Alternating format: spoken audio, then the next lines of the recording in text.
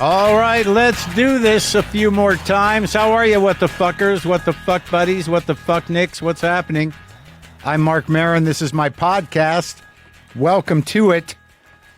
How's everybody doing? I am actually a little under the weather, of course, after the stress of everything converging on a point here, and that layered with the cat chaos I deal with daily, and that layered with trying to do some new material, and that layered with, I don't know, my recent doctor's visit. It's a lot. It's just life. I know. I'm not special in the stress, but it has been ongoing, and I think I just blew a gasket here. Got a little under the weather. No vid, though. No vid. No COVID. What are you going to do? I guess the weather changed. The big shift in summer to fall in LA, it's like a 4-degree shift, but it's chilly in the morning, and maybe it doesn't get into the 90s.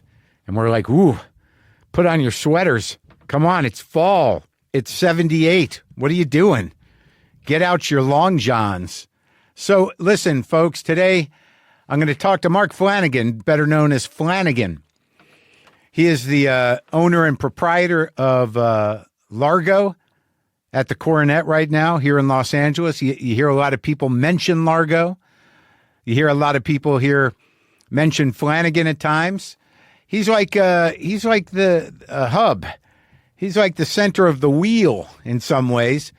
He's got a lot of stories, got an interesting background. He's an Irish dude, but he is integral to a certain part of the comedy scene in this city, and I would say internationally, and also music. And I figured here we're on our way out. This guy is a guy I talk to a lot. I work at his club a lot, and I go way back with the world of Largo to some degree. Certainly now I play there a lot. Early on, I found it very intimidating. It was sort of at the beginning of, in terms of comedy, it was kind of really one of the mainstays at the beginning of alternative comedy, and also a mainstay of music, singer-songwriter type of music. So he's here. I am back at Dynasty Typewriter here in Los Angeles for 2 shows in October. That's Saturday, October 11th, and Friday, October 17th. Nice place. Seats under 200. Intimate situation. These are going to be more along the lines of riffing through stuff to see what see what's on my mind, what I'm coming up with. So it's definitely a workshop situation, but people enjoy that. They like seeing it at the beginning and then seeing how it comes together. You can go to WTFpod.com/tour for tickets. There's also a couple of Largo dates there. There are special screenings around the country of the documentary Are We Good? It opens tomorrow, October 3rd in New York and Los Angeles. I'll be at screenings here in LA on Friday at the Alamo Drafthouse and the AMC Americana down the street, my local theater.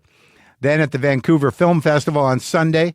Back in LA at the Arrow Theater next Friday, October 10th, for the American Cinematheque presentation of Are We Good? And me and Steve Fine Arts are doing a moderated conversation with Larry Charles has stepped up to handle that. This is also the last chance to be part of the Kickstarter pre-order for the graphic novel WTF is a podcast, and we're all still trying to get everyone who orders a framed set of 4 WTF trading cards if we pass 250 grand. Go to z2comics.com/WTF. And yeah, that's the business. That is the business. So let's layer it up here a little bit. First of all, I didn't mean to drop that I went to the doctor's office and get a physical. I didn't mean to sort of suggest anything other than that being plant-based for 2.5 years has not significantly changed my LDL cholesterol.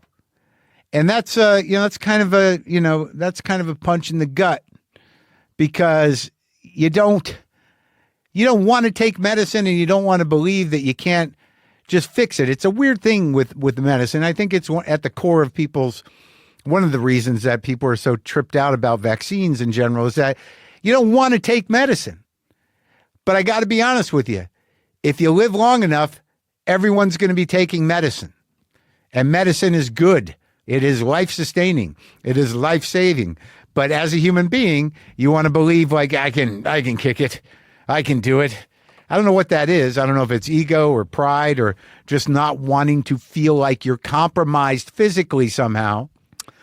So now the big question is, do I just start eating fucking meat again? Do I get on that statin and just, load up on ribs, roast chicken, salmon?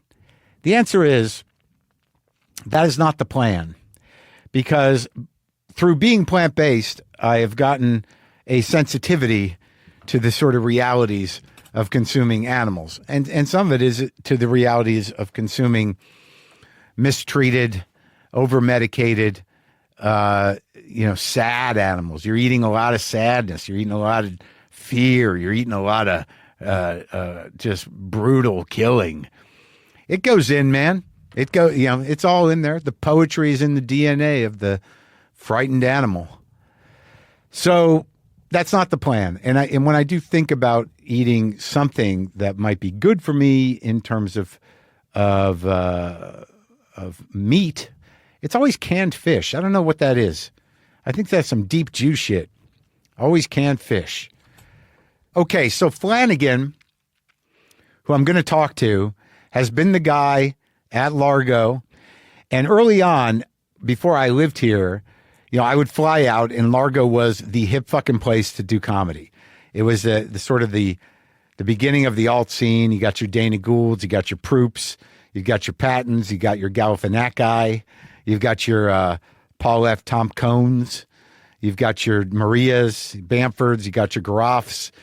And, it was the scene. And I would come in from New York with my attitude and my club chops, and also being a defender of the New York alt scene at Luna. And I found it all very intimidating over there, and I never really had a great attitude. I'm still a little weird around sort of alty audiences, though alt comedy doesn't really exist anymore.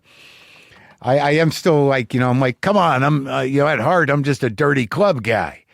But obviously that's not true. It's just part of my training, and part of me lives there. But I'm as much in the nerd NPR world as I am the filthy club world. I try to keep active in all the different worlds that represent all the spectrum of me, from dirty to thoughtful to dirty thoughtful. I seem to have disrupted helped disrupt the comedy world mildly with my joke about Riyadh. The weird thing about setting something on fire in that way is that it was a joke, and it is kind of exciting on some level when a joke, has resonance and actually has a bit of an edge to it and does provoke, something either political or just hypocrisy or what have you. I mean, that seems to be the power of a joke, because I told a joke and started the whole world crying. What did like Patton? I was texting with Patton about these jokes, and he had a thing that let me see if I can find it on my telephone. He quoted Liz Phair. The finest kind of joke is, quote, obnoxious, funny, true, and mean. Thank you, Liz. Via Patton. Yeah, I mean, look, I'm just doing my funnies. Can I just do my funnies? Okay, so look, this talk with Flanagan is a first conversation with me. I'll be honest with you, I wasn't even sure what his first name was, and it's the same as mine. He's just Flanagan to all of us, and he's got quite a story. So you can get tickets and info about all the shows coming up at Largo by going to largo-la.com. And this is me talking to Marc Flanagan.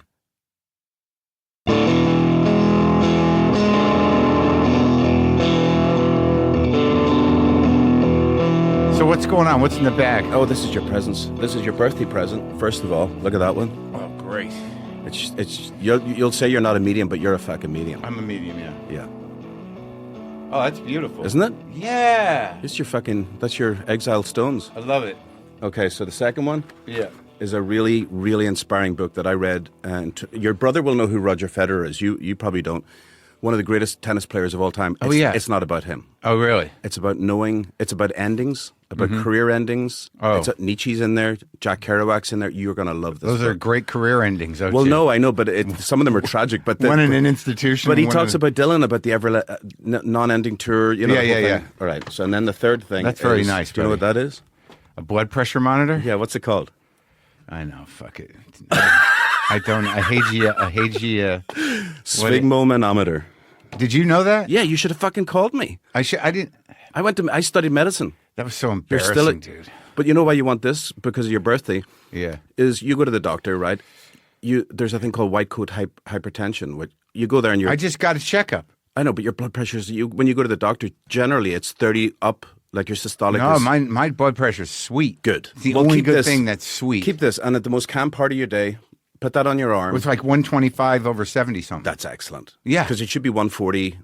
Yeah, no, You know. I got good blood pressure. It's just the cholesterol and then the testosterone. I got to get that. But you and Sarah on that program, and I watched it live. It was funny, right? It was great. It was great. I wish we could have gone longer. I felt like I let her know. down. I felt like she was like Mark smart, and She was very nervous. I mean, you were quiet because you were like, oh, what the fuck? Yeah, I don't like losing. Yeah, I know. And also, you don't want to look stupid either. Yeah, and you get to do both. Yeah. On that show. Yeah, Yeah, I just went to the doctor. It's okay. I did too. What'd you get? So I have an abnormal thyroid, so low thyroid.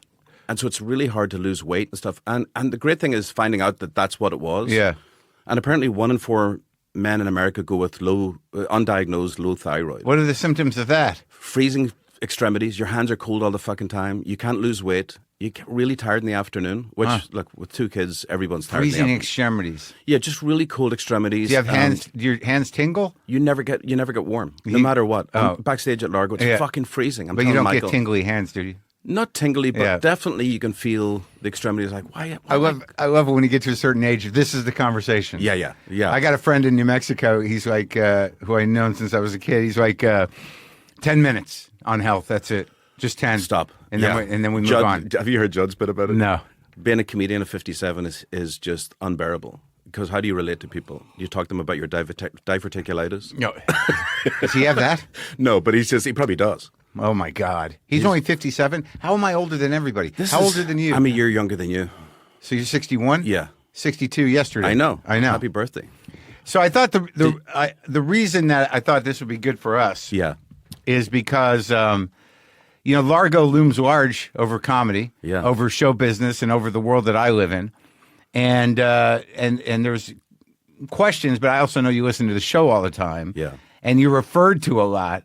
But there's this whole other, it's like the history of alt show business. Yeah.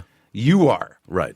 And my memories, like, I don't even think I know your whole name. Right. What is No, it? it's the funniest thing. So can I tell you something really funny? Michael, my manager, said to me, you love this fucking guy. Yeah. I went, I've gone through everything with this fucking guy. And he doesn't know I have kids. Yeah. Is that true? Yeah. So my full name is Marc Flanagan. Right? No middle? No. Oh, well, there's Brian is my middle yeah. name. But I mean, Yeah, that was yeah. a religious thing. But Yeah. so anyway, when I was a kid, Yeah. everyone called me Flanagan. Yeah. Everybody. Yeah. And in fact, with the old phones, they would call my house and say, is Flanagan there? My Yeah. mother would hang up. Yeah. She'd say, there's a house full of them. Click. And they'd have to call back, is Mark there? Yeah. So, but then I came here, But wait, where'd you grow up? Belfast. So that's Northern Ireland. Yeah. And Well, listen, the reason I came on your podcast is Yeah. to get the Brits out of Ireland and then to talk about Saudi Arabia. There's an agenda. Yeah. We're gonna fix it. Because I told you I was gonna move to Ireland, and when you got here, you're like, you're not gonna find this in Ireland. Right. And I hate to be one of these people that is Yeah. like, don't do this. Yeah. But you would not be happy in Ireland. No, of course not. I'm not gonna be happy anywhere. Because it's the Catholic government preaching down your fucking throat. They Yeah. say that they don't, but they do.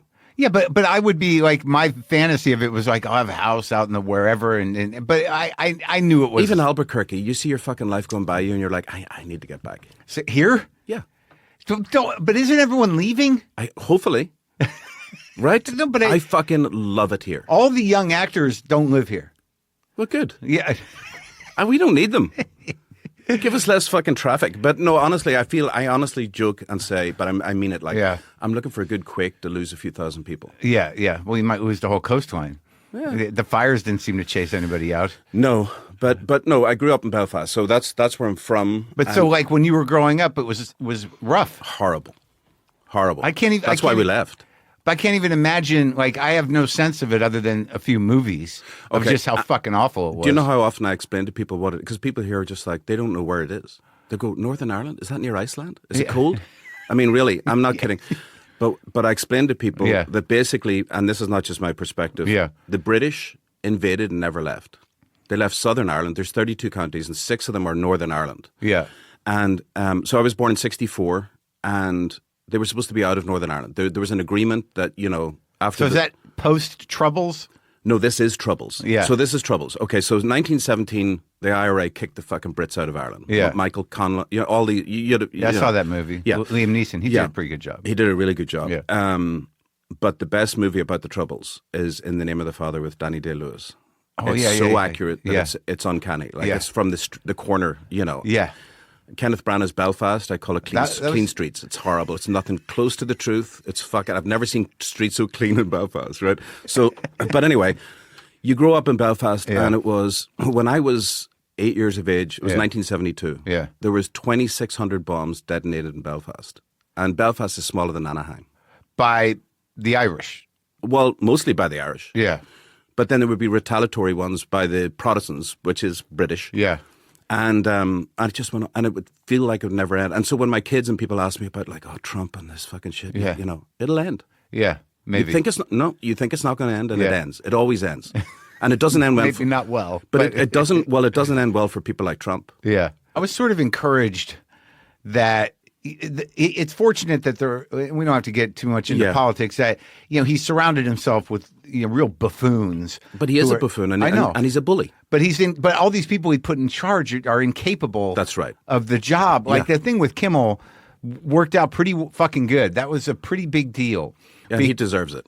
Of course he deserves it, but the idea that even the dumbest guy who's addicted to conspiracy theories can make 2 clicks to realize that he was strong-armed. Right. And it was so lazy and fucked up. And then the affiliates take him back because that's the way business works. Yeah, that's it. It's like, all business. Yeah, and it makes you wonder about all those other times where people threaten to take people off the air, is that they're going to put them back on because of the way cable and agreements work. Yeah, that's it. And then it's money. It's money. It's business. But it was...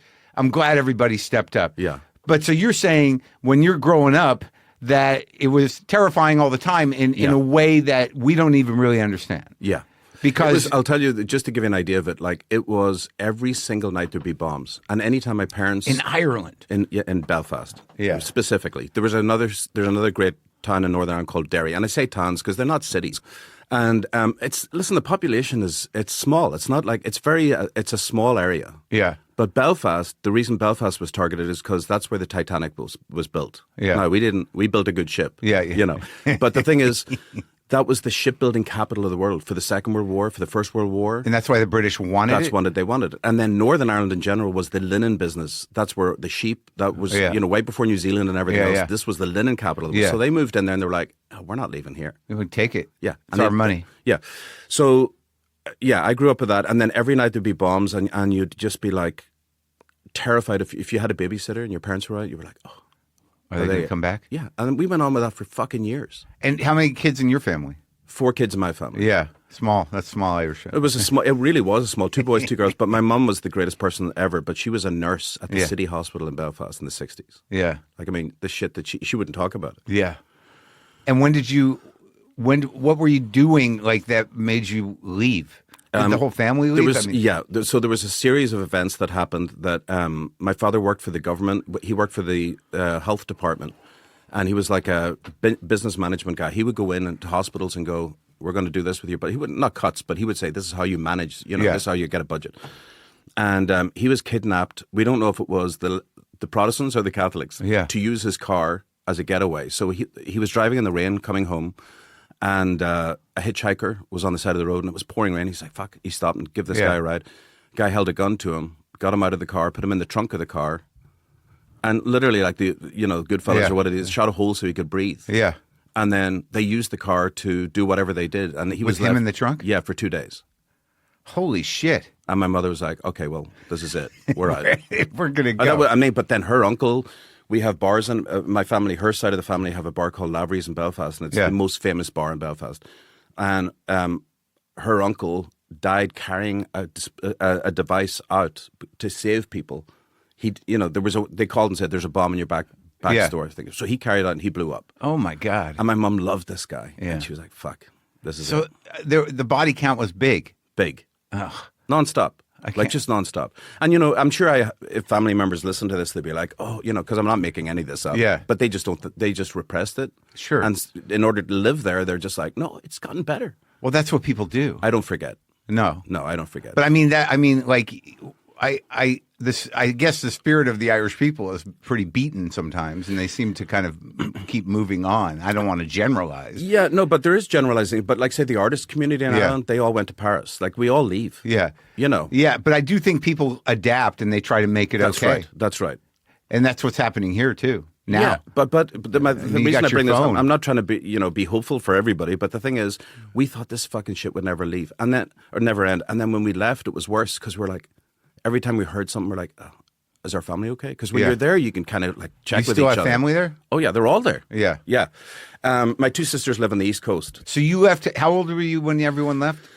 We left, I was 12 when we left Belfast, but we went to a place called Sligo, which was William Butler Yeats' country. That's where he's from. That's where he, I mean, that's where he was buried and everything else. It's pretty. Yeah. And we were told, there you go. And we had an aunt there, so it was like, we have somebody to go to. But it's another country. Yeah. So we go there and we think this is going to be safe. And we get this rental house. Yeah. And it's, couldn't be more beautiful. And we look out the back window, and where Yeats is buried there's a mountain called Ben Bulben, and he's and he wrote a poem about it. Yeah, of course. And we look, and Glen Carr, all these, they're all there. Yeah, we look out the back window, and in 25 feet lettering, it says Brits out, and we're like, what the fuck? Can't get out. And then so half the people were suspicious that we were going to start shit, and the other half were convinced we were on the run, and we were on the run, but we didn't do anything, right? So trying to assimilate with these fucking people was, and it was like the 50s. This is the 80s, but it was like the 50s. Actually, it was the 70s. In terms of the feeling of segregation? Yeah, just isolated. Way before cell phones and internet. But it's tricky when you all look the same. Right, but that's the other thing. Yeah. My mother could tell a Protestant from a Catholic looking at them. Really? And when we go to, Northern Irish people are better looking than Irish people. Yeah. Why better dental care, better health care. Yeah. Yeah. And we took what we could from the Brits, the good stuff. We're like, okay, you get good hospitals. Right. But my mum was a nurse, so we were taken care of. Right. But then you go to Sligo and you see people like no teeth, and you're like, oh, are you going to get new teeth? And why? Very rural. I mean, like beyond rural Albuquerque, this is like, what the fuck? People with carts and donkeys on the road.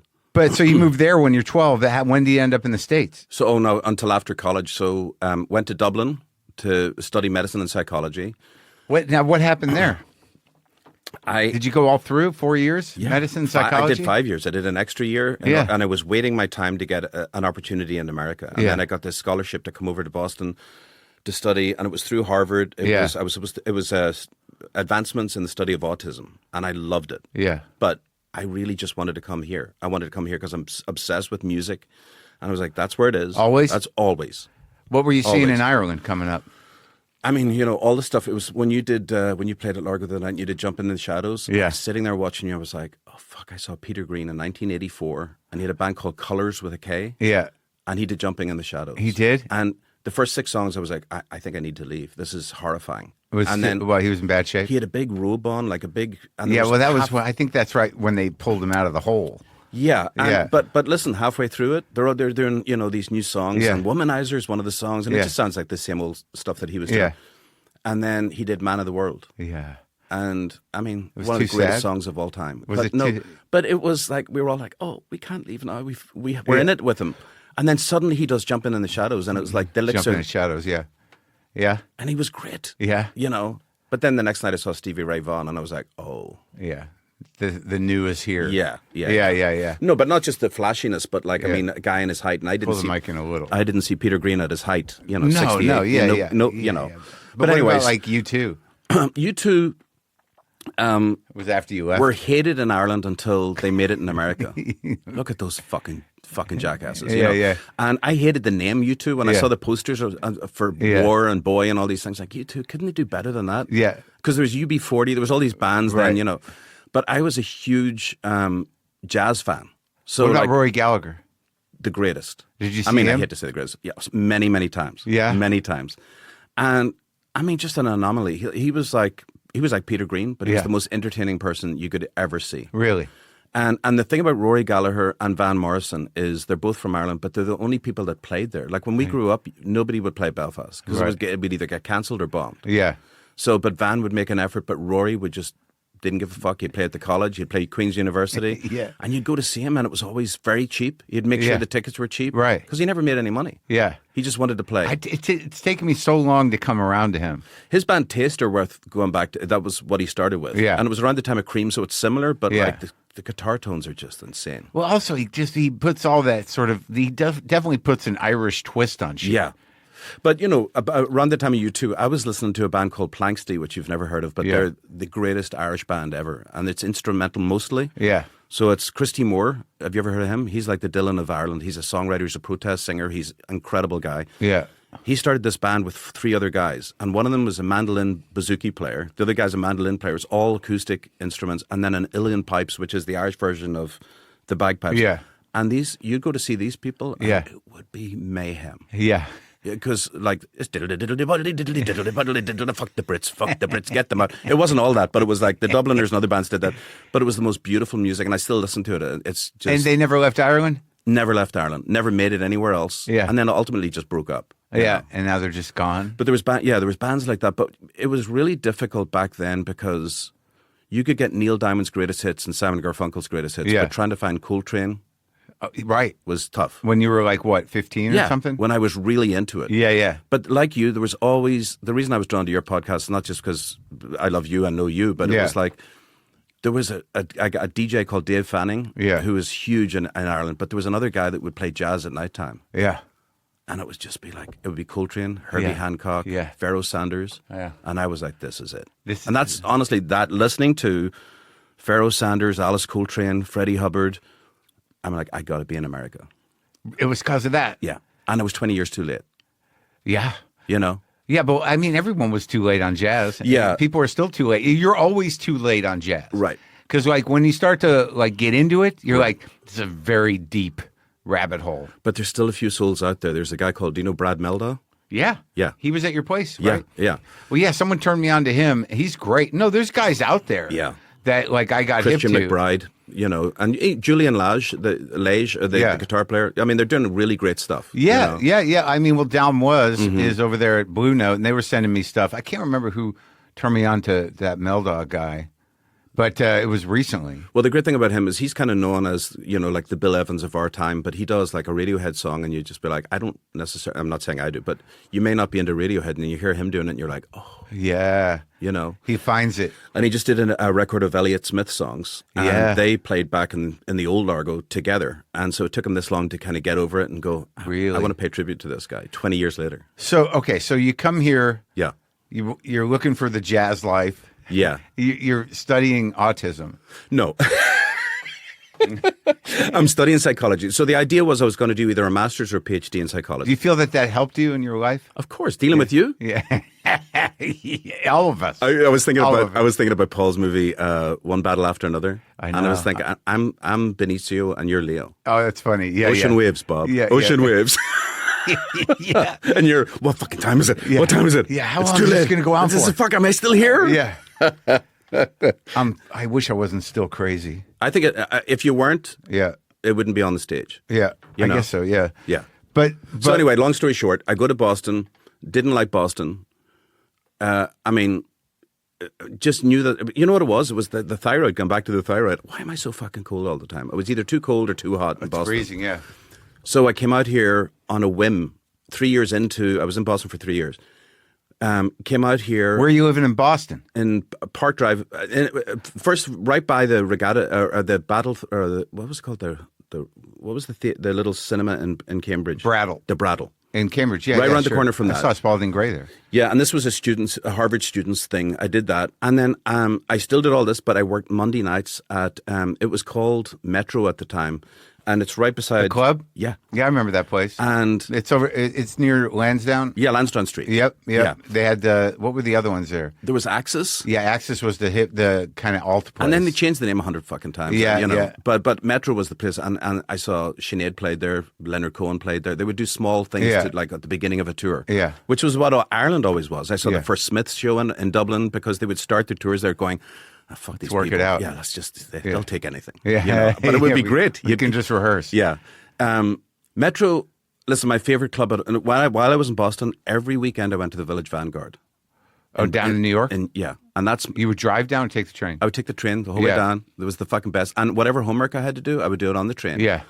And I would take Friday afternoons off and try to go in as late as possible on Monday. Yeah. And I would go down and I'd stay cheap fucking places. I go there, and there's another place called Sweet Basil. Were you around for that? Yeah, yeah. McCoy Tyner would play there. Gil Evans' big band on Mondays. So you're picking these guys up in their dotage. Not really. I mean, some of them, yes, but Gil Evans was like fucking ferocious in the 70s, yeah. you know. Yeah. But it wasn't big people like Miles and Dizzy Gillespie and people that, who were definitely on their dotage at that point. But I was seeing Freddie Hubbard, Lester Bowie. Blasting it out. I mean, fucking unbelievable. And all these guys that were one part of Miles' band or one part of Coltrane's band, like Sonny Fortune, McCoy Tyner, Elvin Jones. Yeah. You saw him? Oh, many times, you know.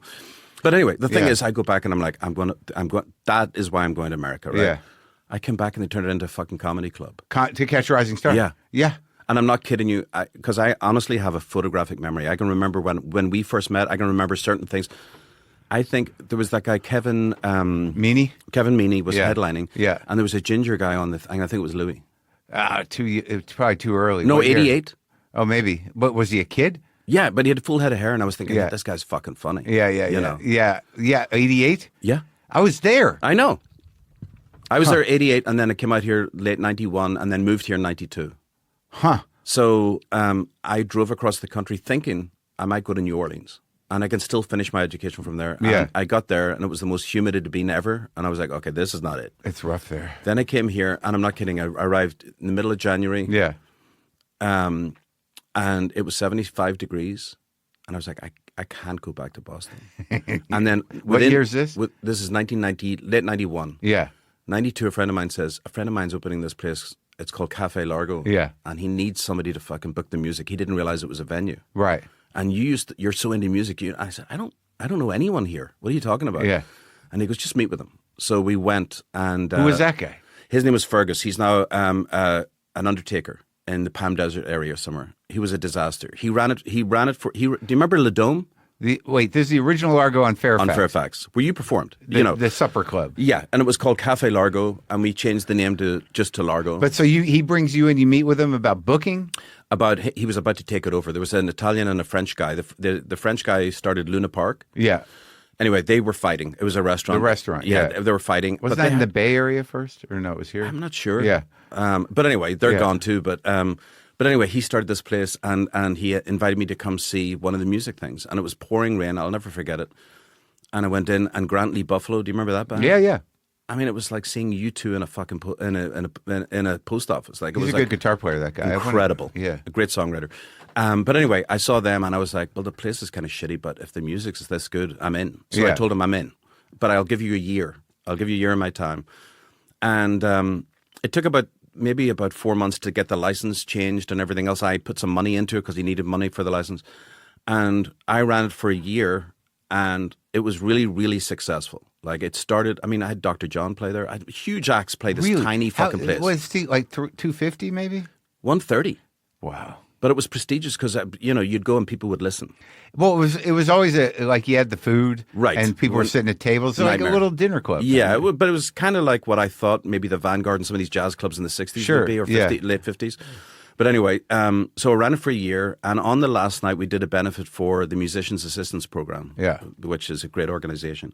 And there's a sax player called Buddy Arnold who I was friends with, and he ran it, and he booked Dr. John, and it was one of the most incredible gigs ever. Branford Marsalis. Really? Yeah. I'm sitting there going, this is it. I've done it. We had a meeting to celebrate the 1 year anniversary of doing this, and he goes, I want to turn it into a sports bar. And I was like, what are you talking? Big television screens and no musicians. They're a pain in the ass. Yeah. And I said, well, I'm out. I'm gone. And so for 3 years, I thought about maybe finishing off the So studies you were and out? stuff. Gone. Did he make it into a sports bar? He made it into a disaster that fucking, he got so much debt that and here's the crazy thing. When you asked me to do the pod, Yeah. I was talking to my business manager that day and he goes, do you realize that it was 30 years ago today, when you asked me, 30 Yeah. years ago today that you got Largo yourself? Yeah. And I was like, huh.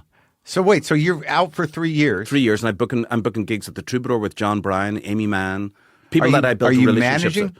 I managed John Bryan for a while. There's Yeah. a band called Love Jones. Do you remember Love Jones? No. Oh, they're fucking great, kind of lounge, but like kind of lounge rock. The drummer was in the Lemonheads, and Yeah, he's yeah. the lead singer. Anyway, Right. so Ben. And but I worked with these people, and all the time I was going to court because my name was on the license of this fucking place that this guy was running into the toilet. You Yeah, know? yeah. And so, and you know, you can get deported if there's a violation on the liquor license and you're not they can either put you in jail or send you home. Yeah. You know, so it was like, that was looming over my head.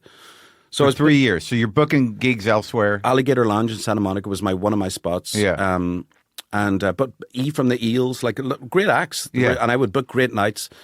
And then one day I went into the court and it was 30 years ago, last Friday. Oh, really? Yeah. And the judge says, listen, this guy, he should leave the country. He owes so much in taxes and blah, blah, blah. The only thing Yeah. I can do is give you the key of this place. And I went, well, I don't have enough money to take this fucking place over. So it took me a while. And then so in 96, I opened it by myself. So when the judge said that, what you took it though? Yeah. What else can you do? And then would you get backers? Yeah, I got backwards. I got money from some friends and opened as fast as I could. And immediately. And since then, yeah. Yeah. It's been doing great. I was out of debt within 7 months. Really? Yeah, yeah. And that was 90. 96. Yeah. Yeah. And who were like? So how did it? So Like, John Bryan every Friday night. and what was the kitchen always working? Always fucking going. Nightmare. Like running a kitchen is not, I mean, these shows like The Bear, Yeah. I mean, I don't even think they show the fucking, like where the chef is drunk and doesn't show up and you're Yeah. like, oh, we've got 65 reservations, you know? And who were you booking at the beginning? So I got really, really lucky. In 96 was kind of another boom in singer-songwriters. So Michael Penn, Amy Mann. Yeah. Then Elliott Smith started showing up. But John Bryan was the anchor. He was the guy that everyone wanted to work with. Huh. He played on Friday nights. Yeah. People like Ian Hunter from Out the Hoople would come see him, get up on stage. Bowie came. Like, Bowie came to Largo? Oh, yeah. Everybody heard about this guy. Like, they were just like, oof. The wizard. Yeah. And he still is. But anyway. Did Bowie get on stage and sing? No, but the best was Ian Hunter from Out the Hoople. Yeah. And I said, this guy does your songs. I mean, it's not just all the young dudes. He does your songs. And he goes, oh, yeah, great, great. And I said, would you want to sing? And he goes, what with this guy? And I went, yeah. And he goes, all right. And he gets up. And John knew every harmony of like his first fucking single. And the guy was just singing and then looking at him like, what is I can't get my band to rehearse and this guy knows every fucking melody. Oh, it's like when John Lee Hooker played with Canned Heat on that record. Yeah, He's yeah. going like, you must have listened to everything I ever played because I can't lose you. Yeah, it's incredible. Yeah. I think people forget how bluesy those Canned Heat records are. It's just nothing. Oh, but it's the straight, best, dude. Yeah, and the production is incredible on it. Because they were purists. Yeah. But they amped it up, right? Yeah. And they did it differently than like Clapton or any of those guys Right. because they were like fucking full blues nerds. Yeah, yeah. So the way they rocked out the blues was like a little more honest than the Brits. But they also, I think, a lot of their production choices really helped them, like off the mic a bit. And Oh no, they were just so they were deep in it. Yeah. In a way where they weren't trying to reinvent it, but they rock so hard. I listen to them. I still listen. I think they don't get enough appreciation. But 96, like, so I mean, it was incredible singer-songwriters. And then people like Colin Hay. Did you ever see Colin Hay? I've seen him, yeah. He's and you still think there. you have your, exactly, but you have your notions of like, oh yeah, the guy from Men at Work. And he has a song called "I Just Don't Think I'll Ever Get Over You." And that song, and he'll laugh, but it's true. He would do that, and I'd have to leave the building. It was so sad. And I was like, I need to get comedy in here. And this is fucking ridiculous. It was Colin. That's what Colin Hay. And he's very funny, by the way. He's like a Billy Connolly guy. He's like tell stories that you're just I wonder crying how that laughing. guy's doing. He's doing, he's down in Florida, and we're talking about Billy Connolly, and he's got Parkinson's, but it's later life Parkinson's. Yeah. And a friend of mine who used to book him is still really good in contact. We talk all the time, and I mean that guy is absolute. If there's a comic hero to me, that's the guy. Yeah. He would show up in Belfast and fucking just make people die laughing. It's crazy to see him in his element. Oh, because it's just the best. Yeah, and nothing like him, right? I mean, there's people who've tried to copy him and stuff, but there was nothing. And also but the thing was, he started as a musician. So he was in the band called the Humble Bums. Yeah. With Jerry Rafferty. Oh, yeah. Right? Yeah. So, I mean, and then... Before Steelers Wheel? Yes, and Jerry would tune nonstop, and Billy would be there with the banjo, and people were like, tell us a fucking story. Yeah. And Billy would do bits in between. Yeah. And then the bookers were like, can you lose that guy? Yeah. And then he went on to fucking, stuck in the middle with you. But anyway, so, and that's why I encourage you, when we first talk about you doing music and stuff, is like, people have preconceived, who gives a fuck about Nepo babies, preconceived notions? Yeah. If you're passionate about something, do it. Billy was like, oh, I'll do this, but he's a fucking music nut. He loved Rory Gallagher. Oh, yeah. He would follow him, Yeah. And so you find this Christopher Guest is a fucking music nut. Totally. And a great musician too. Yeah, But, but anyway, so, I nearly pulled the car over the other day listening to Jimmy Pardo talking about the band Chicago. And you're like, any original members? 1. And then I saw them 112 times. That might be it. Yeah. I love all these guys that you've had on, by the way. Like, Yeah. there's just like, and it's incredible. Like, Greg Proops, him, Al Madrigal, the guys that we started with. Yeah. They're all fucking vital and still doing great shit, Yeah. Well, Al's finally back in. Yeah, he's back. But I mean, Yeah. funnier than ever. What's inspiring is that these lifers, despite whatever career shortcomings they have, or if they're where they want to be or not, they still got to do the shit, Right. Because they're driven to do it. That's right. I think when we saw Greg at your place the other night, I think he hadn't done it in a while. No, he hadn't, because he's been on the road with his improv stuff, Yeah, the song and dance. But, troupe. my daughter's in Dublin right now, and it's funny because Jeselnik did a show the other night, and I said to him, he's going to Berlin. And I said, to work? And he goes, no, I'm just going to go for 2 weeks. Yeah. He said, I ended my tour there, and I went, I want to... Where'd he play in Dublin, the Vic? No, he's big. I mean, he plays like the Olympia Theatre or whatever the bigger rooms are. But he went to... he's just gone on a holiday. And I said, are you going to do any... And he goes, Europe, it's the fucking worst in stand-up. They're no good. Yeah. And I was like, there's good guys. And he goes, no. So my daughter's in Dublin, right? And she's studying at Trinity College, and she just started. And I said... I don't know what's good comedy. So I just decided to look at the listings. Yeah. And there's a place called the Sugar Club that's great.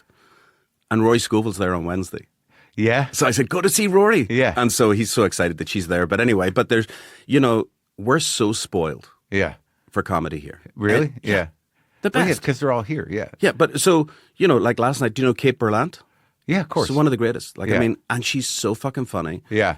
And Megan Stalter. There's people that are just like other level. But then I love Sarah Silverman. Like, still vital, still great, still reluctant like you. Like, I got fucking nothing, goes up and kills. Yeah. Well, I think it's just like, and one of the reasons why I've spoken out about the state of comedy is just that there is the world of what comedy was is all still here. There's interesting people. Yeah. There's unique people. There's people that deserve more attention, but because everything is so, fragmented in bubbles, and then you have the cultural language around comedy being dictated by meatheads, Right. that the really interesting and creative people are all still here, Right. but they don't get the attention. But maybe I'm wrong. No, Yeah, I mean, that's the funny thing is I think about you sometimes when I'm walking out to the car and I'm just like, he has no idea, because people don't know what Largo really is. I mean, most people don't know. I'd bump into people, my dentist, and know what's Largo, you know? And I love that. But the thing is, because it's busy, I don't, what do I care? But you'll be on one night, and then the next night there'll be like the improvised Shakespeare thing. Yeah. And it's fucking unbelievable. Like, I mean, I hate Shakespeare. I have I have an aversion and to they it. pack it out? Oh, I mean, crazy. Like, they're doing this Sunday and it's sold out, So, so it's all probably much more vital than I think But it what is. is the vital part of it to me, and it comes full circle, is it's the jazz of the 50s for me. I get to see people, encourage people to do new stuff, try whatever it is. Yeah. You've got the best audience. Yeah. I mean, I think, you know, because their phones are off, they're engaged, they want to hear new shit. Yeah. And I'm looking at, and no night is repeating. Like, so to me, it's like jazz improv. You know? Yeah. Well, that's sort of the way, like, Guest was talking about it, and the people that you have on, they're when they get comfortable at Largo, they'll do that. Yeah, but from the biggest, like from Sandler to anyone starting off, they'll go in there. But the thing that they know is it's not going to end up on YouTube. Right. I mean, I'll aggressively take some. And also, they can take chances because they have a good audience. Yeah, that's it. So Colin Hayes, he gets you into doing comedy. So what? No, but I mean, it was just like all these sad songs. Amy Mann, Save Me, John Bryan, like Maybe You're a Different Girl. Yeah. Colin Hayes. And I was like, oh. So I went to this place called Pedro's Bar and Grill that you did, And there was a guy, Josh DiDonato. Yeah. Remember that fucking guy? Dude. Looked like the Mona Lisa. I remember him. Yeah, he would. Tragic. He was the first booker of alt shows. Yeah. In a way. Yeah. And La Parade it was called. Yeah, and it was a big room. Yeah. And he would, get all of us in there. But the alt people, that's the thing that's really interesting is that most of these people weren't comedy store acts. Right. That somehow or another there was this world of comedy in L.A. and a bit in New York where I started with Largo. Right. Or Luna Lounge, yeah. That, a lot of us had done club work, but there was this whole other world of comedy starting out here with Beth Lapidus' place. Yeah. And a couple other places. I think she could have been before me, but I think she did Luna Park, which is after I started. Oh, that's right. That's Luna Park. But I went over to Pedro's Bar and Grill, and he did a set, and it was fucking atrocious. Every time. Dude. But then right up next, Jon Stewart. Then Laura Keitlinger. Yeah. Then Karen Kilgariff. Then fucking Proops. I mean, and I went 2 weeks in a row, and I said to him, okay, do Monday nights. Yeah. Start Monday nights. I need comedy. At Largo. Yeah. And I'm not kidding you. The first one was David Cross and Bob Odenkirk were hosting. Yeah. Mitch Hedberg was on the show. Yeah. And so one by one, I started picking them off, going, you should do a night. Yeah. And Sarah was the first one. Patton was the second one. Where Yeah. I'm like, would you want to do a monthly show? You can have friends. Any of these. Let's bypass this guy. Yeah. And then eventually I found out that he wasn't paying comedians. And all the money at the door went to the, and I was trying to make it like if the food was like, Yeah. it wasn't expensive. So anyway, I found out he wasn't paying the musicians and I fired him. The comedians, yeah. The comedians. And then I started booking Sarah Silverman and Friends, Patton Oswalt and Friends. Was Lisa Langgang involved? So I was going to say to you, she's the greatest. She used to come and I said, Lisa, would you do this? And she was really busy. She was doing stuff with MTV and all the comedy stuff. I met her when she was booking the San Francisco Improv. That's right. And so this is right after that. And Yeah. so she said, look, I'll do it. I don't want to get paid, but I'll send people your way. So Yeah. Monday nights became her thing. But then separate to that, I would have, the Sklar's, Proops, all the people that we love do nights. And then you would pop up, different people. From New York. Everyone. They were all out here. Zach moved out here. Yeah, I was always very intimidated by it all. A lot of people, people have preconceived. I try to, you can only do your best. I always tell people, just be funny. Like people just want to fucking laugh. My whole thing was like, despite the fact that I came up in New York and I was at the beginning of Luna Lounge, like I always saw myself as a mainstream club act. Yeah. That for me, because I'm a dinosaur, I was like, that's where we do it. Right. This other thing is precious. Yeah. And you have to do weird shit. But that's you in general. I mean, I have to tell you, like Janine just came back and did a set. She hasn't been around in years. And How is was she? Fucking fantastic. Really? Like really, really funny. Is she all right? She's couldn't be better. Oh, good. And I haven't seen her since before COVID, But the thing I was saying to you, okay, about people's ideas. I've never been to the Laugh Factory. I've never been to the Improv, and I went to the. No, and I understand it all. I mean, No. As I get older, I'd rather not. But I'm so happy that they're there because there's so many comedians that are never going to play Largo. Yeah, because it's my taste. Yeah, Yeah, and there's other people that won't play Largo because of my politics. Yeah, but. I'm so happy that the Comedy Store is there because it's 4 rooms. People are working. It's fucking vital. And yeah, it'll taper off. But I brought you a couple acts. Yeah, for sure. Yeah. Great acts. Fahim, like Lara Bites, all the people that you've brought. But I get to handpick this. You see, this is the thing. I get to handpick. It's great. Sometimes I just try to think about what the hell was I thinking, and it was probably just the fact that. I can only do what I do, right. and I don't categorize it. Right. So I just remember one time I came out to Largo. I was in New York and I'm hanging out, and it always made me crazy to go on there because I didn't feel like interesting enough or something, and I was always kind of angry. But I just remember being out in the doorway because there was no place to really hang out in the street. Yeah. And Zach's there in a George Washington getup. Right. And I'm looking at him. I'm like, this is what we're doing? Yeah. Yeah. And I hear this from Stephen Colbert. You remember there's pilot season? People come out from New York. Yeah. And he came out and he was like, Lisa said to me, there's a guy called Stephen Colbert who's on the Daily Show. Yeah. And I didn't watch TV. Yeah. I was like at Largo and Right. my night off was go to the beach. I was not a TV person. So, and Stephen couldn't have been nicer. And him and his friend were doing some sort of improv-y thing. I think his friend wrote it. And Stephen got up and he was up after Eddie Izzard. Yeah. And he fucking bombed. To the point where people didn't even clap when he finished. Oh my God. But they were polite. They weren't booing him. Yeah. And he says that he still has fucking nightmares about that. About that. Yeah. Yeah. And I can see why. You know. The funniest guy, truly one of the funniest guys, but he misunderstood the room. He was like, oh, I'll do this thing. Odenkirk can do that thing and make you fucking cry. What, a sketch thing? Yeah. Yeah. But it wasn't stand-up, and it was a stand-up show. Yeah. And I mean, I'm not kidding you. Like, it was like, I think Proops and Paul F. Tompkins were hosting together. And Greg Barrett was on fire. Swartzen was on fire. Laura Keitlinger. And then the closer was Eddie Izzard. But then Eddie said, can I go on? Can I go on just before? Because I need to. And I'm like, sure. So we said, Lisa, well, let's put Stephen on last. And he was like, that's great. Yeah. I see this fucking guy sweating, pacing up and down the carpet. Who, Colbert? Yeah. And he goes on. I felt so fucking bad for him. You know? Oh, my God. But anyway, but it's a misunderstanding. And that's the thing I try to tell people when they come to Largo is just like, hey, just be you. Yeah. You know, just be yourself and you'll be fine, you know. And I think honestly that the Largo audience has sort of opened their mind up too as time went on. You know, the Largo audience is, I don't know a lot of people, but it's a lot of people in the entertainment business. They can afford a $40 ticket and they're there to see the fucking best. So we didn't talk about Elliott Smith and the other thing about me and like singer-songwriters and stuff, like it's not really my bag. Right. To me, like, because I have this whole other half of me that's kind of, you know, almost towny-ish. Right. Yeah, I get it. There was always an elitism to it all in my brain, but it was all insecurity. No, it's your New Jersey blood. Before you got to Albuquerque, it's still I there. think Albuquerque really put it in place. Well, here's the thing for me, from coming from Ireland, right, is Yeats, Seamus Heaney, Patrick Kavanagh. That's what I learned in school. Yeah. That's what I was passionate about. Right. And so Bono can't sing anything. He has to sing fucking good lyrics, or they'll, you know, in Ireland, you know, and he does. Yeah. But that's what was drawn. When I heard Amy Mann, it's like poetry. It's like Leonard Cohen. It's like, and Elliott Smith. Elliott Smith, like, just fucking unbelievable. There's something so painful about him to me. There is. And then again, like, I mean, there was a Nick Drake thing came out recently and they were trying to give a fuller picture of who he was, you know, and there was an interview, God love him, he just passed away, Danny Thompson, the bass player, one of the greatest bass players ever. He just died this week. And he played on Nick Drake's records, on John Martin's records, Richard Thompson records. And he was like, he was a bloke. He was funny. He wasn't funny. And he died. Yeah. You know. I mean, that's what he said about Elliott? No, he said about Nick Drake. And that's the thing about Elliott Smith. People think he was a doom guy, like, you know. Yeah.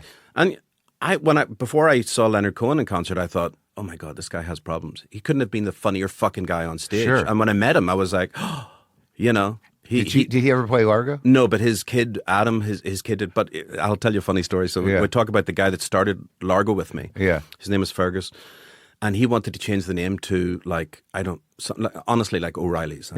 Oh, no. I said, I'm out. I mean, you know, I know it's your place. Yeah. But he was like, well, you know, and so luckily the license, you couldn't change the name Largo. Or it would take 2 years. You would have to start again. So I wanted to call it The Residency, and he wanted to call it O'Reilly, whatever the fuck he wanted to call it. O'Flynn's, that was his last name. Yeah. But anyway, before we opened, he got an awning, you know, outside the building. So we're opposite Cantor's, and the sun's coming down over it in the middle of the day. This has actually happened. And I'm standing there, and I said, so what do you want to do with this awning? And he goes, I'm thinking green, like really like a light green that won't fade in the sun. I'm like, could we do brown? Could we do burgundy? Yeah. No, I'm thinking green. And he says, in fact, the guy's coming now. And I see this pickup truck coming from fucking 2 blocks away. Yeah. With the most green thing you've ever seen in your life. Right? Yeah. And he fucking pulls up. And thank God he spelt Largo wrong. He put Largo on it, but it was spelt wrong. Yeah. So How do you spell Largo? He spelled it with L-A-N-G, like it was way off. Yeah. He barely spoke English. But anyway, well, let's just put it up there to see what it looks like. This is what this fellow says. Yeah. So he puts it up, and I'm standing there, the sun beating on my fucking back, looking at this thing going, this is a bad idea. I should get out now. I should get the fuck out now. Yeah. And this old guy just started, and it wasn't old. This guy walks down the street, he's wearing a fedora, and he walks past, and he looks up at this thing, and I can see he's kind of giggling, and I look at him, and it's Leonard Cohen. Yeah. And I said, hey, Leonard, how you doing? And he was, oh. And he was kind of a little taken back. Yeah. And I said, let me ask you a question. I said, you think this green is too much? And I'll never forget what he said. He says, are you going for kitsch? And I said, we're not going for kitsch, Leonard. And he goes, I would strongly decline. And just kept walking. And then I got to know him. He had a little office around there. And Adam, his son, is great. But anyway, which is unbelievable. You know, you talk about Largo. Like, I mean, I get to work with Randy Newman. I get to fucking, all these people, Gary Shandling, like fucking true people that I was like, you know. Shandling would come? Oh, yeah. I mean, I had many, many meetings with Shandling, like lunches, talking about his comeback that never happened. You know, and he would tell me the bits he's going to do. Well, hey, what if we got a coffin and I come out of a coffin? And I'm like, well, why do you just tell jokes? He did Sarah's show and he did a couple other things, but like he did a Judd night. But what was the plan? Because like it's your only thing, right? So far. But I mean, like, was there like coming up? I've done other things. So you know, I've done I put a book out about Marty Feldman. Yeah. But also I did a Largo film to document. It's available online. It's just called Largo. Yeah. And it's got Fiona Apple. It's got, it was just a 3-month period of before I left there. But Largo is my thing. But my goal was to mix comedy, music, but new stuff. Yeah. So people would come to a place and see stuff and have an audience that would go, we know this is new stuff.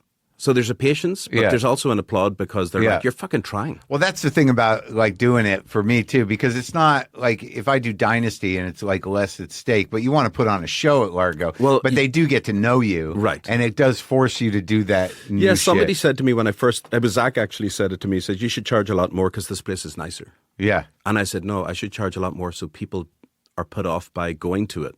Right. Yeah. So that we get the cream of the crop. But you never got into TV development or anything? I've been offered a lot of stuff. I was offered, John Bryan and I were offered a show to do, and I've been offered like open Largo, New York. Yeah. Yeah. That'd be Twin Towers. It'd be a fucking disaster. Yeah. Yeah. And also I'm a very family person. So like, I mean, that's more important to me. So, but Largo that is my family. Like you, like it or not, you, Sarah Silverman, all Chris Fleming, everyone. I live for it. It's the best. Yeah. And I get to see you every month. Yeah. And I don't need to see you for fucking coffee or lunch, but if you do, great. And I have friends that, like Colin Hay's been a lifelong friend, John Bryan, and John's coming back next month. But I mean, it's like, the great thing about it is people get really, like Sarah's leaving Wednesday to do a film. Yeah. She's been doing a monthly show for over 20 years at Largo. Sarah Silverman? Yeah. She's going to do a movie. She'll be gone for a month. She'll come back. She'll be full of fucking beans, ready to go. Yeah. Yeah. And that's what I get. And I also get people going, hey, can I just do my set before I tape? And we get to see that. Yeah. Like you did it. Like Chris Fleming just did it the other night. He's going to do it right before he tapes his HBO thing. And so it's very exciting. But I made an executive decision 10 years into it when I turned 40. I'm only going to book people that I like. Yeah. And I don't mean musically. Yeah. Can I hang with this person? And by the way, I'm very conscious too about backstage of being in people's faces. I think one of the best things I'm good at is reading people in general, but just what do you need? Yeah. Get out of the way. Yeah. Because I know that all day it's in your head of like what you're going to talk about. Sarah Silverman goes to a coffee shop with a yellow pad all day, doesn't eat. Yeah. And comes to, so I have to, is she going to pass out? I mean, she hasn't eaten all day. Yeah. But I mean, I know what it goes into coming on stage, and I play guitar and I play trumpet and I do all this stuff, but I don't want to be on stage. It's not because I'm nervous. Yeah. Just because I don't want to do it. You know? And, but I know what it takes to get on stage. Yeah. And so what I tried to do at Largo was like keep the backstage less frilly, like no business people coming by. And, right. And they do that afterwards, but like it takes a lot for you to get on stage, and also your Albuquerque story, which one of my favorite things, the new one. I haven't worked. I know, but you're chipping away at it, and so I see you sitting. I'm not going to go over and talk to you about fucking Peter Green. I'm like, we can do this afterwards. Yes, but I also stop other people from fucking rabbiting in your ear. Oh, really? Yeah, and I'll even say to people, go into the second dressing room, just close the door. And that happens a lot. So I mean, I'm very protective of you think of somebody like Pete Holmes is the fucking craziest thing happened the other night. Yeah. And in light of all these assassinations and crazy people, Pete Holmes is there and he had Judd Apatow and a couple other people, this really funny new comedian, Devontae Coleman. And Pete got there early. He drives in from Ojai and he's there with the wife and we're just sitting talking and he's had people film his sets. So, to thing. And this white guy just walks into the dressing room. He goes, Pete, can I talk to you? And I said, hey, who are you? And he goes, I just want to talk to Pete. And I said, you have to talk to me first. Yeah. And I just fucking dragged him out into the alleyway. I said, grow up, kid. Fucking slammed the door. Like, I didn't know. And then Pete said, his wife said, he was standing by your car when we went for food and came back. And, no, he could have been looking for an autograph or pitching something. But like, I couldn't I couldn't believe it. Yeah. Well, that happens. People just wander in. Yeah. But I think more than ever, like, I mean, I think about like Jimmy Kimmel right now. I heard that there was a little fire, an electrical fire outside his house. And he freaked out? Well, I freaked out. Why wouldn't you? I'm like, fuck, are they going? And it was just an electrical fire. But so do you just keep in touch with all these people? Yeah, always. I mean, they keep in touch with me. Like Sandler's on the road, we text each other, and but yeah, I'm really good at keeping in touch with people. I check in with Sarah, like, where are you going now? What are you doing now? Yeah. I mean, honestly, she's as close a sister as I've ever had in my life. Yeah, Yeah. Zach, We are so fucking close. It's so funny. I will just be thinking about Zach and he'll call me. Yeah. And I'm like, you know that, and he's like, yeah. And he's coming down. He lives up off of Vancouver Island. He's coming down for 3 weeks, and that's what I love. Like, I mean, I don't need to see you all the time, but we'll have dinner, we'll catch up, you know. But I've known him for fucking 26 years, you know. What was your relationship with Marty Feldman? So Marty Feldman's widow, on the first day that I opened Largo, Yeah. this older, beautiful lady comes in with another older, beautiful lady, and they said, well, you had to see the show, darling. And I went, okay, great. Yeah. And so I just loved the two of them. They're like, ironically, do you know what Absolutely Fabulous is? It was based on these two. Oh, really? So it's Peter Sellers' widow, Marty Feldman's widow. Okay. Best friends, Anne and Loretta. And Kit's just getting into Absolutely Fabulous. Oh, yeah. I mean, they're funny as fuck. But anyway, Loretta became my best friend. She passed away 12 years ago, but I met her the 10-year anniversary of Marty's death. He died tragically young in in Mexico City, doing the movie Yellowbeard with the Python guys, Greg Chapman and Bowie. Everybody was on it. But anyway, so I live in her house. Yeah, I live, and we have the piano from Putting on the Ritz from Young Frankenstein in the house. And Buster Keaton's wife Eleanor gave him Buster's actual hat. It's on the wall. It's crazy. You just took the house furnished? No, I took care of her when she was dying, and then she had always told me, this house is yours. It was, I've been going there for 36 years. Yeah. And I didn't, after she died, she wanted to die at home. I was thinking this the other day, because Zach is coming into town to do Mel Brooks' project about Young Frankenstein, and it's Younger Frankenstein, and it's a really good story. But when she passed away, she died of cancer. She wanted to die at home, which same thing with my mother.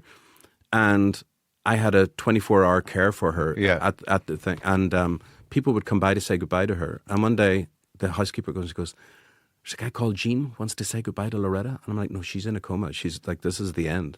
And I look out, and it's Gene Wilder. Yeah. And he just came to our house, and he just sat beside her, held her hand. He says, would you stay with me? And I went, yeah. And he goes, my wife passed away from cancer. I'm like, yeah, I know. Yeah. And so, like, this house, but anyway, I kind of, she left it to me, and it's from the 70s. She didn't do any, like, there's no air conditioning, everything else. We live there, and I love it. I just redid it all up, but I kept her stuff, threw in our stuff. Yeah. That's wild. And he was working on his autobiography, and it was in the attic, and she didn't want to read it because she was just like so devastated. He died so suddenly, 48. Wow. Major smoker, 5 packs of cigarettes a day. Shockingly, he died of a heart attack. You know?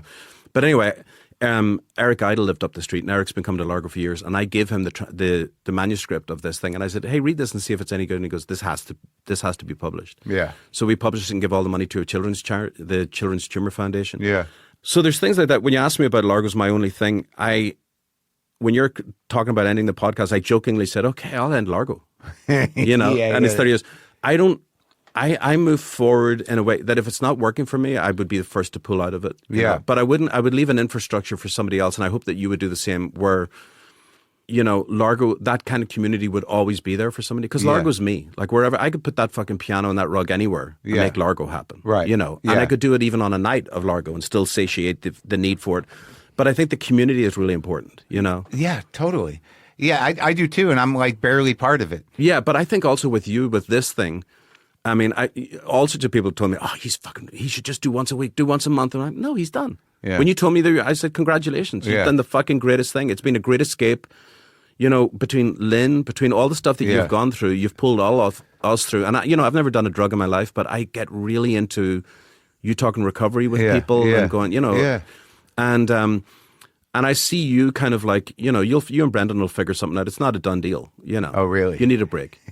No, I get it. But I mean, I could take, people don't know this about me, but I could stop Largo in the morning. Like when COVID happened, I was like, okay, well, and you said the same thing about stand-up. I was like, well, maybe that was it. I think we say those things to make ourselves feel better. No, I was a little bit like my kids were at an age where I was like, I could spend a lot more. I spent every day with them. They were homeschooled, so it was like it wasn't like I was an absentee dad. But like when COVID happened, I knew it wasn't going to be 6 weeks. Yeah, I'm like, this is going to be a year. And it's going to take years to, and I still think people are getting over it.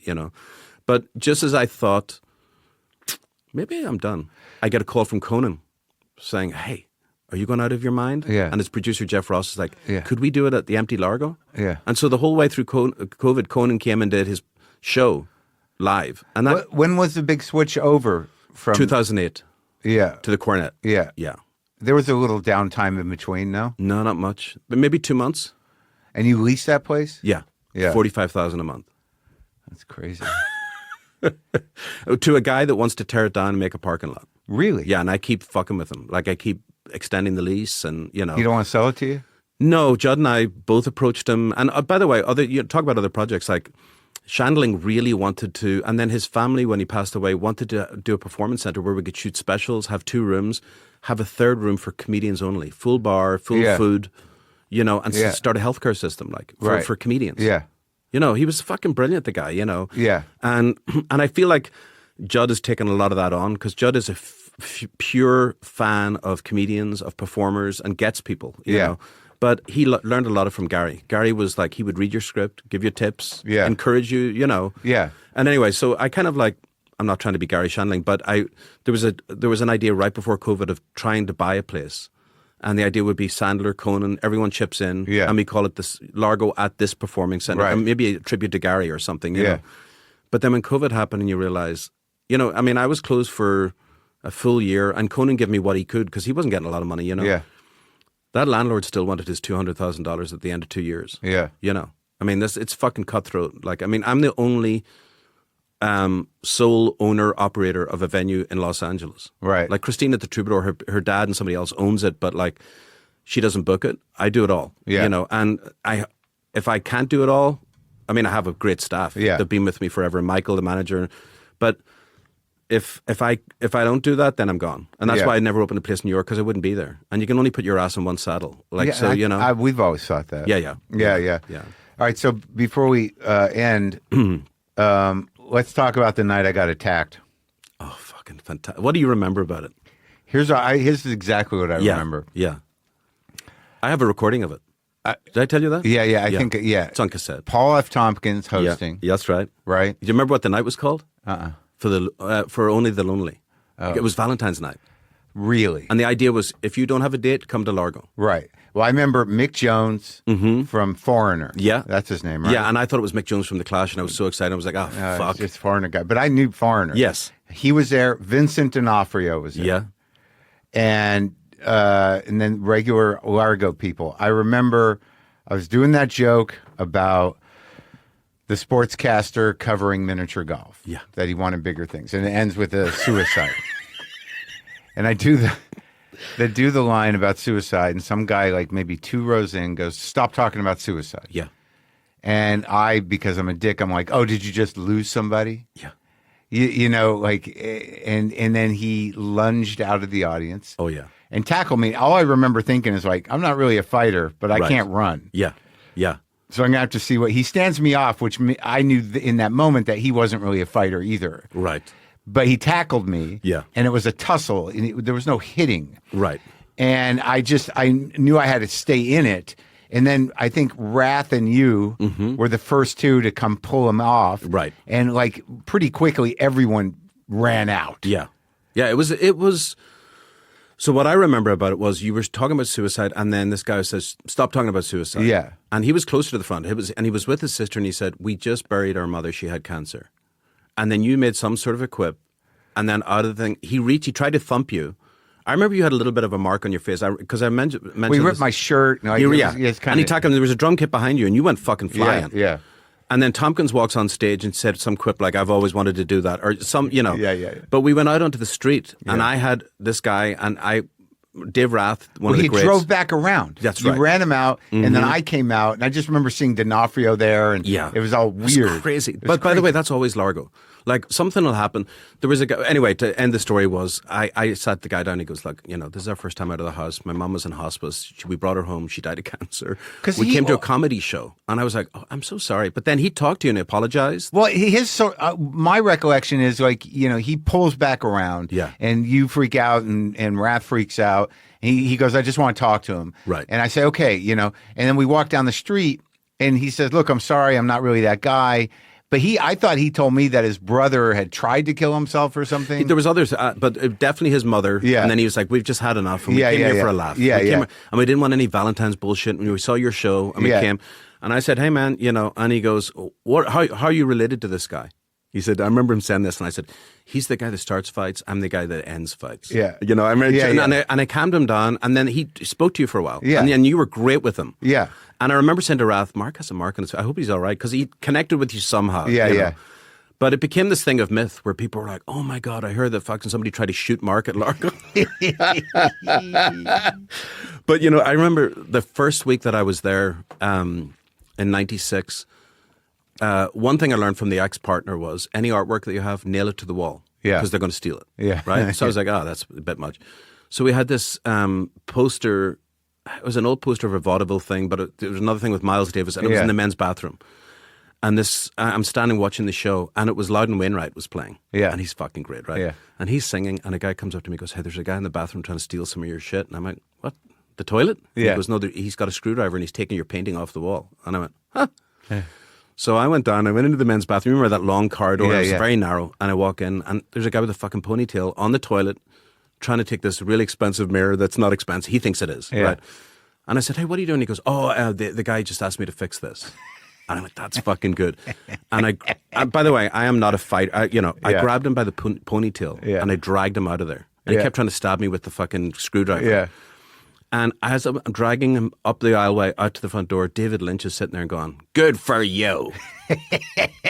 And I was like, fuck, what is happening? How did I get to this? You know, and I threw him out the door, and I locked the door, and off he went. But Loudon never missed a beat. Yeah. How did Lynch go there often? Yeah, you know, everybody goes there often. Yeah. You know, like Paul Thomas Anderson, that's where Magnolia, that's Amy Mann, all those people. He found him there? Yeah, because John did the music on his very first movie. So I've known Paul since his first movie, Yeah. you know, and he's always called me up and gone, hey, what about this guy for this or that guy for Yeah. that? And, you know, but there's a lot of like, you know, I don't know how often, but I'll hear like, oh, Tarantino was here and he cast me in a such and such. You know? Yeah. That's the thing about Largo. You know, Yeah. you go out there and you better have a plan. Yeah, Because you don't know who the fuck is sitting there. Yeah. You're beyond that. Yeah. I'm talking about somebody in their 20s. Yeah. Who comes out here and they're not like Jimmy Kimmel or Jimmy Pardo said, Yeah. they don't have the sticks, the fucking billboards, the Yeah. HBO. Yeah.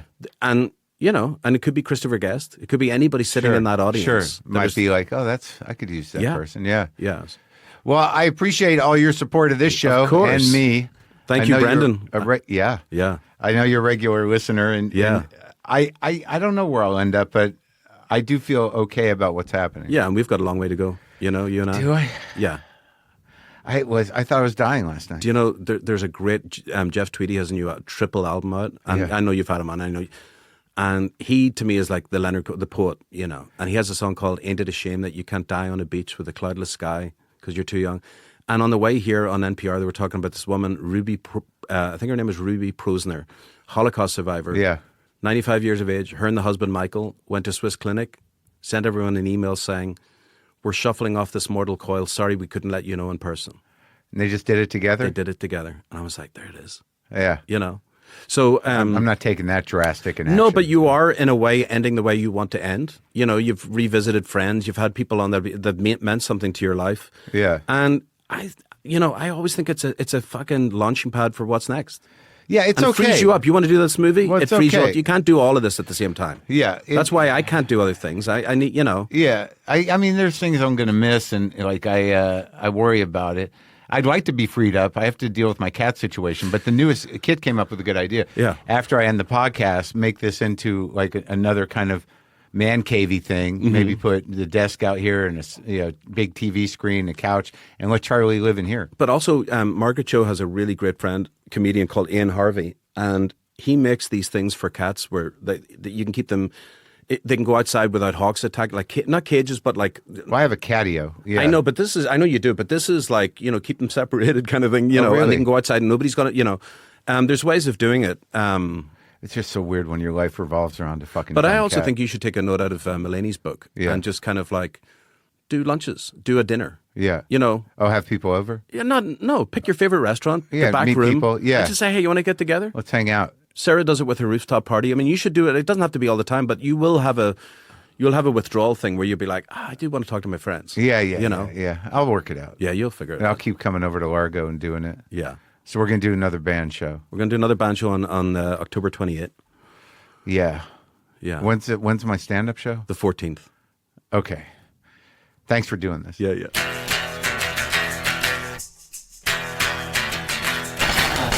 There you go. Quite a tale. Good stories. His story was great. You can go to largo-la.com for tickets to all the shows there and info about everything coming up at Largo. Yeah. Here's some Stones. I got the acoustic out. I'm practicing for the next band gig. Yeah.